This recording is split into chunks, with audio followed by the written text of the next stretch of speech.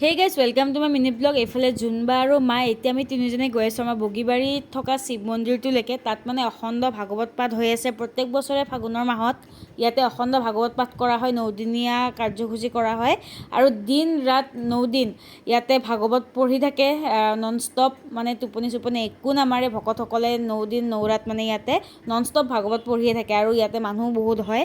আপোনালোকক দেখাম, ভাগৱত পঢ়ি থকা মানুহ আছে, শুনা মানুহ আছে আৰু ইয়াতে মানে 9দিন 9 ৰাতৰ কাৰণে মানে ভাতৰ যোগান ধৰা হয়। এতিয়া আমি ইফালে আপোনালোক দেখাই দিলোঁ মানুহ, আৰু এতিয়া আমি আহিছোঁ ইফালে ধূপ ধূনা জ্বলাবৰ কাৰণে। এইফালে আছে আমাৰ শিৱলিংগটো শিৱ মন্দিৰৰ। ইয়াতে মানে আমি ধূপ ধূনা দি কেনে যাম মেইন মন্দিৰটোলৈকে, তাত নিৰ্মালি চিৰ্মালি ল'ম, তাৰপিছত আপোনালোকক ভাগৱত পঢ়া দেখাই আছোঁ।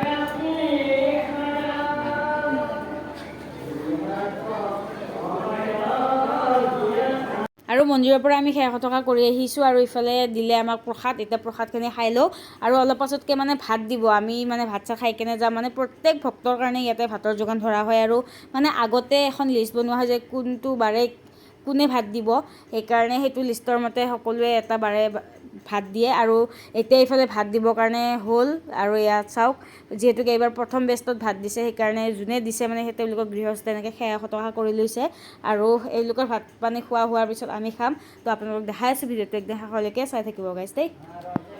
আৰু এতিয়া আমি এইফালে ভাত খাবৰ কাৰণে বহি গ'লোঁ আৰু ভাতৰ লগতনো কি কি আছে আপোনালোকৰ পিছত দেখাম। কিন্তু ইয়াতে আমাৰ যোনটো ভাত বনোৱা হয় মন্দিৰত, ইয়াতে মানে কোনো মছলা পাতি পিঁয়াজ আদা ৰহুন একো মানে ইউজ নকৰে, সেনেকৈ বনাই সকলোৱে, সেইকাৰণে খায়ো ভাল পায়। এতিয়া আমি ধুনীয়াকৈ খাই লওঁ আৰু আপোনালোকক দেখালে ভাতৰ লগতনো কি কি আছিলে। আৰু আহি আছে এইফালে পনীৰ আৰু গোল্লা। তো গাইজ ভিডিঅ'টো যদি চাই ভাল পালে লাইক কমেণ্ট শ্বেয়াৰ ছাবস্ক্ৰাইব কৰি দিব। আজিলৈ গাইজ বাই।